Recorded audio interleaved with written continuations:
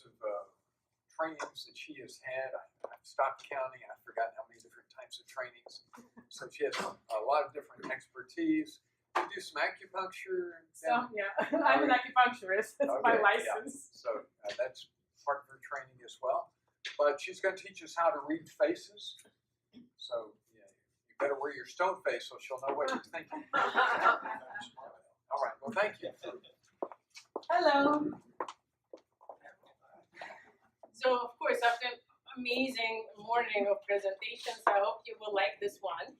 It touches a little bit on the spirituality side that Dr. Roach was talking about, as well as we have our inner intuition when we see people, and then we can we know what they think, what they're gonna do, but not all the time, especially not when we dealing with our own issues, or maybe we're sick, we have flu.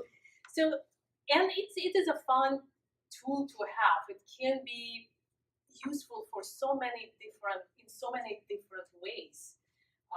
Personal in a business, I do a lot of a business consulting with helping people to identify what a business partner can be personality-wise. So not that they just know that, but to helps to create a communication model with that person, not to expect something that's not expected from them. So I will show to you how to do it very briefly. So I have about 20 minutes or 25 minutes, but let's see what I can do that. I can speak for a long time. So that is about me, and I'm a doctor of Oriental medicine. I just got my standard certified genomic analysis. It's a long certification. And many, many different modalities that I'm trained in actually falls into my scope of practice, because I do 360 degrees of physical, emotional, toxicity, mental, different modalities for the patient. That's how I met Dr. Roach, so I'm very honored to be here. And I'm a master of computer science. That's my first career. This is why I'm very analytical and I like to know things. And also, I am on the way to be ordained as Daoist priest, and about probably 5 months until my ordination. And the art of a face reading is a Daoist art, so it's about 5,000–10,000-year-old practice. So I did a lot of some indigenous studies. So that's enough about me. That is the temple where I did my training, and monastery in China. And also I have all this other stuff. So, okay, so our objective is like this with this training. So we're opening mind to something different and introducing ancient methods of diagnostics, because remember, a long time ago, there was no diagnostics on the blood, saliva, and all of that. So it's really doctors and shamans were relying on our senses. So senses in the smell, in touch, in listening to all the senses that we had to utilize in diagnosing patients, and now we do as well. So then it will be added to practical tools and expanding your perception of reality, and that does a lot of fun. So what is a Tao? If anybody knows about Tao, so Tao is the way, and also there are many interpretations of Tao. Tao is the source of life. That's where everything comes from. That is the character for a Tao. And really what it is, it's this is the way. Like all the Chinese characters are very symbolic. And this is a person with the three, so it's the 3 sections. So it's the Jing section, it's the Qi, and it's a Shen, it's a spirituality, and we have 3 treasures also up there. So Tao is about a person walking their way, being in the flow, not forcing, not making anything, letting everything unfold as it's supposed to be. And it really works amazingly when people relax and let things happen, when they are also working on themselves, but not forcing anything, because when we force something, we break it. And I could talk about it for 5 hours, but I promised 20 minutes. So the Tao that can be named is not the eternal Tao, which also means that the walk that somebody tells you to walk, your path, if somebody told you that this is your path and this is how you're supposed to do it, is definitely not your path. So it's very important to know that if you are taught this way, it's not yours. You have to find your own Dao. And that comes into our faces as a map, because no single person's face exactly develops like other face. There are no people born with exactly the same face, except identical twins, but when they grow apart, they develop different features of the face, different wrinkle patterns, different bone structure. Very often that happens. So when you walk your path, you are developing your face and your body in a different way. So you can take a different career, or you can take a different life choices, and your face will reflect that. So your face could develop one way or another, or a million other ways, and that can be this face. So that is a map of this woman lived her life in a very specific way. So in Dao, we have a phases of life. This is a Dao yin and yang character, and all these lines around it is I Ching, which is a transition from a heaven to earth through different stages of life. It's a book of changes. It's an amazing, very interesting book. I really suggest to look at it, I Ching book. And through that phases of life, we develop, because you see, in an Eastern religion and an Eastern philosophy, things are not linear. We're not born and then die. There is no beginning of the world that God created, an apocalypse, and everything ends. It's always circular. Always circular. It's a karmic wheel. This is a Dao, yin and yang. Everything comes back and develops over and over again on the different stages of life, every day, cellular memory, all of that is a circular. There are no straight lines in the world.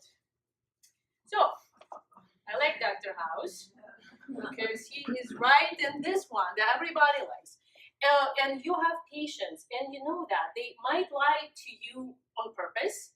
They might lie because they're ashamed. They might lie because they don't know that they're lying. They think they're telling the truth. How many times, like, raise your hand, patient come to you, you say, so how's your diet? And they said, I have a great diet. Right? Yeah. So it is. And about anything else, great life, I have a great marriage, seriously, and then you start talking to them and it's not what it is. So face reading really helps to detect the very, very important things. And it is a big science, so again, I could talk a lot about that, but I decided to identify a very specific patterns that will give some clinical significance, and of course, not only clinical. So you can find out if they are chronically conflicted. If some people live in a constant conflict between who they are and how they project themselves. You can find out if they're ashamed, learn their decision strategy.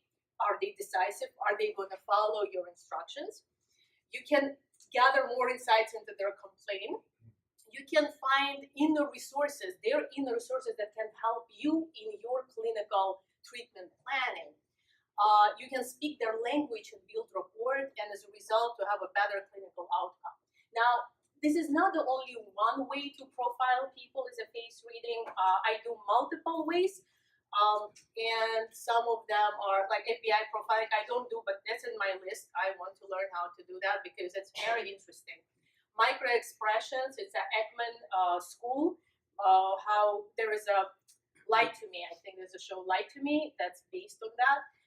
NLP sensory modalities, I practice neuro-linguistic programming, and that tells you in which sensory modality person lives. Is a kinesthetic, visual, auditory, really helps you to develop language to talk to them. And the Daoist face reading, and there are more out there. So, two perspectives, okay. Three perspectives. Facial features, wrinkle pattern, and colors of different area of the face, which is much more physical conditions. Now, for wrinkle patterns, is a little bit tricky in our day and age because I live in Boca Raton, And majority of women in Boca Raton have a plastic surgeries and Botox injections. And I used to do neurolinguistic programming, accessing their sensory modality while I lived in New York City. And when I moved to Boca Raton, I got scared for a moment because people's eyes were telling one story and their face is completely different. I was shocked. So I am careful about that. Easier with men to do about wrinkle pattern, but some things people cannot hide anyway because you can see behind plastic surgeries and you can see it in the eyes too and then correlate. So facial wrinkles specifically develops is 2 years. So from 15 to 30 years, you can actually draw this because I encourage that to draw this one, and then you will look at the people in your life. So from 15 to 30 years, the wrinkles develop, face develops the upper part, 31, 50 years middle, and 51 years and older is a lower part. Also, which is very, very, very useful. I don't think I have it in a slide, but if you see somebody's face, and we're gonna see some faces that you guys gonna recognize, when the top portion, top third of the face shows their thinking ability. So how people make decisions, they think, they are practical, or they are intuitive, or they are all three together, which is rare. But what is their primary way to think? And that is a Daoist face reading. So if the forehead is larger, they mostly think. So you tell them something and they start analyzing, they start thinking. If the middle part is large, then they are very practical. They immediately going to think, how is it practical for them? What can they do about it? But even in a practical, then their mind, like ideas about it. And the lower part is about intuition. These people have a gut feeling. And they will feel if something is right for them or feel what they want to do. And that is probably one of the most accurate ways and easier to recognize in people. And also look at the sides of the face. So when you look at a person like this, so the right side from you, so their left side, so right side for you, it's their private life. It's who they are really inside.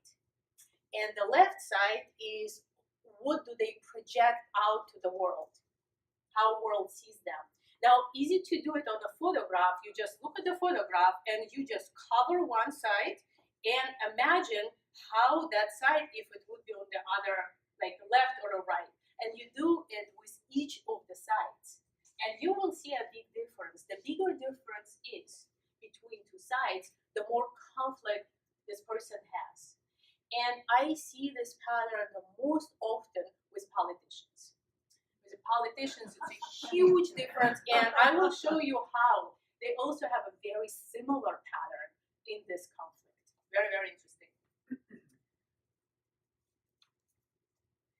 So, a lot of the face features, I just covered some of them, but basically, absolutely every little bit can be analyzed. Okay, so fun part. Let's look at some faces. You will recognize, say they are your patients. Right. Regardless of the political affiliation. So we see three faces here. I chose this photograph because it really shows the face right in front, when you see the front. So we start with the shape. So we can see left and right, face shape, forehead, eyebrows, lips, ears, eyes, and chin. So on all of them. Do you see how different these faces are in terms of the shape? So person on your left has a square face.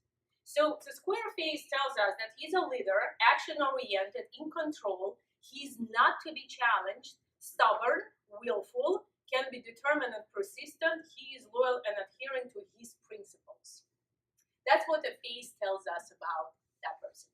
Person in the middle, his face is triangle. A very interesting face. Not many people have a triangle faces, but their face tend to be scientific and radical. So it's a face of a radical person. He has strong mental ability and focus, introverted, individualistic, has unusual ideas, can be very intense about his beliefs. He is good philosophy and arts, intellectual pursuit, and radical ideas.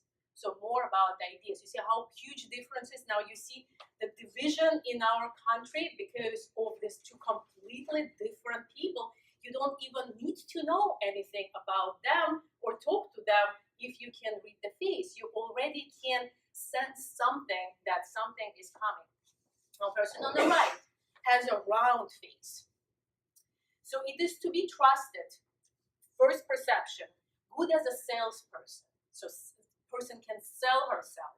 She appears friendly and open, but has a very forceful personality, can be vigorous and impulsive. And she has a big features on the face, so she has more ambition. Very ambitious. How accurate is that? Pretty accurate, no? Very interesting. So that is a face shape. Now their forehead. I'll go back to that. So their forehead is, so person on the left, close to eyebrows, forehead, very small, appears small. Maybe it is large, but he prefers to have it small. So might have repressive childhood, heavily trained in social rules, concern about other people's opinions and feelings, and being very sensitive about it. Very small forehead also indicates dictators, dominating, overly aggressive, pleasurable, and status-seeking lifestyle. That is the forehead. It's not me, not my opinion, but that's what it says. So then the person in the middle has a square and angular forehead, experiments with life despite the consequences, rebellious, career-driven, works long hours, unfocused, and idealistic. So this person, round upper forehead. She is inherited talents and abilities, imaginative mind, friendships, and a good in long-term relationships. Makes friends for a long time. Also accurate, right? Right? Somehow accurate. We cannot tell. Like, interesting thing that when I get different features from the face and I combine them together in a creative manner, I can create 3-page report on some of this personality who is completely accurate. That is the most fascinating thing about it. But even if you are looking for one trait and you learn one thing, you can see how accurate it is. They're probably 98% accurate. So the chin, person on the left, turned up chin, stubborn, resistant to change, has emotional square, has emotional strength and practicality. And in the middle is a pointed, prone to indecisiveness and emotionality. Indecisive person in the middle. We had a problem with that. Round, prone to diplomacy and even disposition. Salesperson, so diplomat. And look at the eyebrows. Person on the left, famous, right? Straight up eyebrows.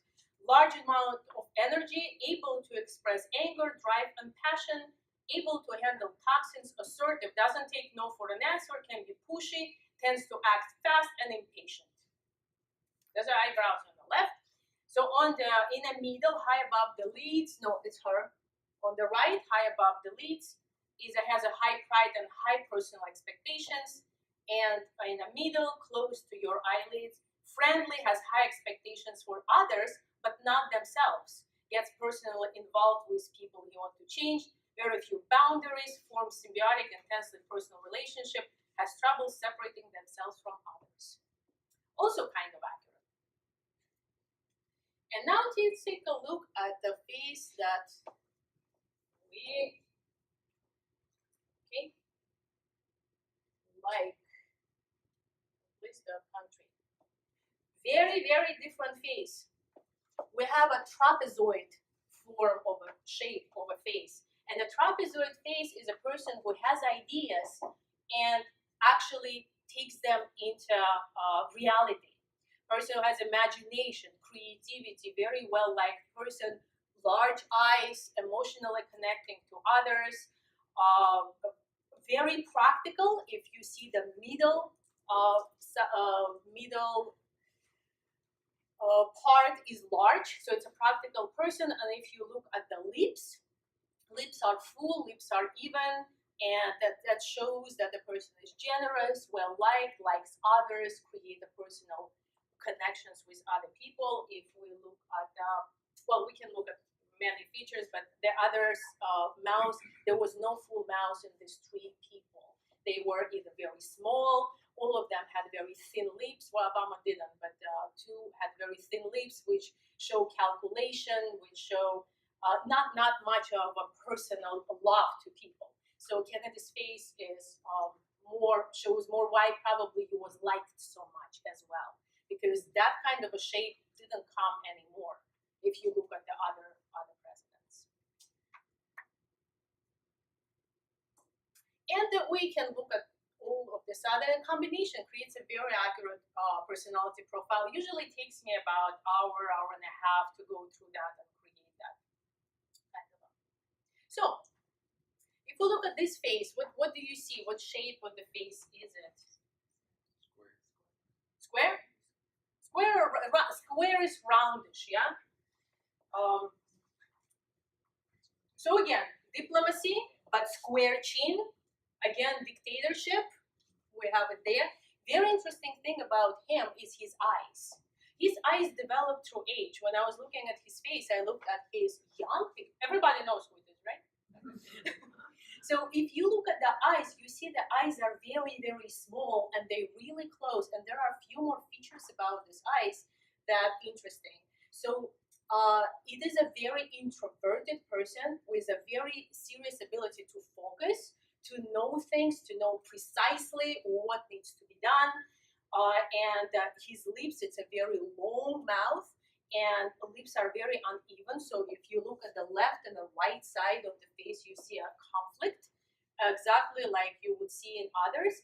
And the conflict in politicians from the left and right side is very big. On the side of a private, you will see somebody who is scared. So if you will close and see only right side, you will see a lot of fear. On the right side, you will see more pleasant look. So one thing to do sometimes, what I do, I cut in Photoshop, I cut the half and I put it next to it, and it creates a completely different face that gives you completely different feeling to it. All right, so is there exceptions to this? Like, can we make a mistake? Can I make a mistake? Who knows who it is? What do you think about this guy? Attractive guy. Big chin, stubborn, eyebrows, a lot of cheek. Pleasant or not pleasant? What do you think? Would you trust? Would you trust this guy? Why not? Now I'm curious. Like, why wouldn't you trust him? His facial features are pretty good. He's a family person. His eyes are open. There is no aggression. His intercanton here indicate that he is pleasant in his language. He has a straight nose. His lips are pretty generous. A lot of cheek. Good forehead. It's Ted Bundy. It's Ted Bundy. Yeah, he serial killer, rapist. Murdered 30 women in 5 years. Necrophile, and complete sexual psychopath. Yeah, we can make mistakes, but that is rare. I mean, I hope, I hope so at least. But that can happen. So we cannot completely rely on that. So even FBI profilers make mistakes. There is a fantastic book called Dangerous Instincts, scariest book ever. I really recommend that to read. I put it in my freezer because I was afraid of it. But that's written by a FBI profiler, and it's really useful to read that. Okay. So it's useful when you also work with couples. Who has couples coming together? I sometimes have people coming together to me. And marriage therapists, they have couples come also. So it really helps to identify the compatibility, dominance, communication, potential roadblocks. So I decided to get two attractive people here now, so it's easy on eyes. And see, why do they have marital problems? So if you look at their cheekbones, so cheekbones indicate very important things. So Angelina Jolie has an interesting cheekbone. So you have cheekbones that can protrude here and also here, right? The big cheekbones. So she has both. If you have a person with cheekbones only up front, is the person we can call it a bark and bite. So the person who barks but doesn't bite, you just tell, and then you don't do anything about it. So that's nothing will happen. And bite is here. So problem happens when you don't have one or the other. Because if you don't tell people, if you don't bark, you just bite them all of a sudden, that is also can be a very big problem. With her, we see both. And if you see a lot of women in power, CEOs of the companies, all of that, they have that specific pattern. And she also has a very strong jawline, which also indicates a lot of power. So her face is a natural leader face. Also coupled with her, you see how big her ears are? Her ears are big, and that indicates a lot of risks she takes. And we see her jumping like Laura Croft. She's very physical. She adopted all these children. She goes to all these countries. Very, very powerful woman. Her lips are big, shows a lot of energy, a lot of love. Her eyes are big, which shows she's an extrovert. Now, if we look at the Brad Pitt there, we see that most of his cheekbones are front. So in their argument, she probably takes over and tells him much more than. But there is very interesting another feature. If you look at her eyes, that is going a little bit upwards, inner canton of the eye upwards. She really is not good of saying harmful words to him.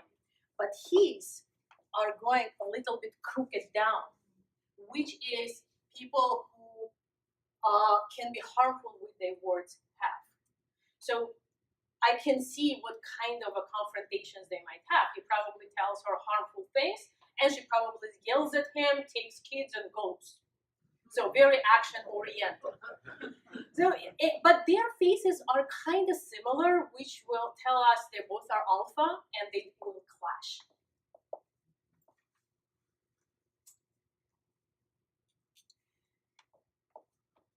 We also do some health diagnostics on that, on color. And interesting part in the facial expression as well as this one, you can always look at that if nothing else. So it is a liver. If you see redness there, it indicates suppressed emotion or expressed emotion of anger. So improper distribution of anger. Also, if somebody has completely clear, beautiful, shiny spot there, it means that they are really good as a teamwork people. They respect authority. So excellent manager for you. Excellent if you see somebody like this. Now Ted Bundy's face, he had an almost unibrow, which shows that a person might be impulsive, doesn't like authority, does everything by himself. So with this spot, you can identify personality and also health. Now with the under eyes, you often see bags, and that indicates kidneys problem, mostly kidney problem, especially if it's dark. Interesting part is the between your mouth and the nose, that indicates a spleen. So if in pregnant women, it can be a little bit puffed up. So I guess it's the hormonal as well, and pinkish. And another interesting part is the chin as well. I mean, all of them are interesting to me. But the chin, if it has many wrinkles on the chin, especially before the age of 65, it means that a person experiences fear, a lot of fear. Once I knew a guy who ended up to be a con artist, and he was very calm and predisposed, probably psychopath as well, but he had a lot of facial features of that intense fear. He was a 50-something years old. There are some lines, some wrinkle patterns on the face that can indicate intense grief or even the ability to make money in unethical ways. So you can see that on somebody, that somebody can actually do it for you. So you can be aware of that. There are lines that show skepticism. One very important line clinically, I believe, is a line we call, I think it's a dark night, not night something. So it's somebody who been severely traumatized. So that line runs diagonally from a hairline to eyebrow, and it can disappear and appear. Dark night of the soul, that's what it is. Dark night of the soul. So it's somebody who went through serious life transformation. There are a lot of transformational lines. Another interesting wrinkle lines is right by the ear, right here. You can sometimes see a lot of wrinkles just by the ear. You know what I mean? That means that this person is a fantastic bullshit detector. Don't even try to tell them something that is not. They will know it before you tell them. Usually, unfortunately, that happens if this person lived in an unstable environment, say with alcoholic parents, who never knew what to expect, so they learned to read in advance to get out of trouble. But they are your fantastic bullshit detectors. Very good trait. Doesn't mean that if somebody doesn't have these wrinkles, they're not the bullshit detectors. That's not true. But clinically wise, if there is a big wrinkle on the earlobe, like right here, it is an indicator for high blood pressure, or somebody will be developing high blood pressure. It will be right here, and you will see these people. So even if they don't have a high blood pressure, you tell them to take care of that in advance. And this is an NLP, neuro-linguistic programming, sensory acuity chart, when the patient tells you something, and we are talking about that everybody lies, but you are asking something, and they're looking on their left or on their right. It actually can tell you if they're imagining something or they're actually remembering it. That can happen as well. Auditory, if they look right at the sides, that they're hearing something that somebody's telling them. Very important, I think, clinically, is if they are looking on their right side, it means they are accessing of how they are feeling while you are telling something to them. So when they are feeling, and very often traumatized people with the PTSD issues, they are very kinesthetically connected. So they are feeling everything within them. And they have a lot of internal dialogue. Oh, okay, I talked about that. Dark money bags, that's also clinically important. So money bags in Chinese culture, I guess, it's this little pouches that can happen just next to your mouth, right here, little puffed up. It's a good thing. They call it peach lock. It means that you accumulated money, you can save, it's your good financial sense, basically. Couples with your earlobes too. So, but if they turn dark, the person might develop cancer or some serious health condition. Anywhere on the lower cheeks if it turns dark. Okay. I think I am right in 25 minutes. So it's just a very brief introduction to you guys about this amazing art. And do you have any questions? Yes. So back to the Ted Bundy picture. Yeah. Is there something about piercing eyes? Because even though his face was sort of. Well, piercing eyes can happen if somebody is on antipsychotics, and I bet this picture was taken when he was in prison. So that could be that. Or with the psychopaths, they are completely out of touch with their emotions. Ted Bundy was described as being a very charming person. He basically could mirror absolutely anybody. That was his learned behavior. This is what psychopaths do. That picture reminded me of a picture of Charles Manson. Oh. Well, there are psychopaths. And their eyes were just, when I saw Ted Bundy, I saw Charles Manson. Yeah, not connecting to you. In Chinese medicine, we diagnose this kind of the glare in the eyes, this kind of a wall, as a possession. So if I'm a 5-element acupuncturist, we treat possessions and we diagnose like that. So a lot of this can be a possession treatment. Might not necessarily be, but yeah. Any other questions? When you see like multiple personalities, do their facial expressions, you can see distinctively different. I don't see any really clinically diagnosed multiple personalities, but I see people who present them differently with different people, and yes, they do. Another thing is that if you have a certain pattern wrinkle associated with a certain emotion, because there's a whole picture, and you work on that emotion, that wrinkle will disappear. So you can actually change your wrinkles. You can make them go away. Yes? Sometimes when people are talking to you, they look up and sometimes even close their eyes. They accessing their imagination. When they close their eyes, you don't know. But when they look right, they remember something that they actually seen. If they are a visual sensory acuity, if left, they imagining it. Any other questions? Any questions from you? Thank you very much. And well, I am in Florida. I'm on the Boca Raton. My website is, I didn't write it here, it's drmayaclinic.com. And I practice this quite often, and I love this subject. Thank you very much. I don't think anyone went to sleep. Did you guys like it? You know,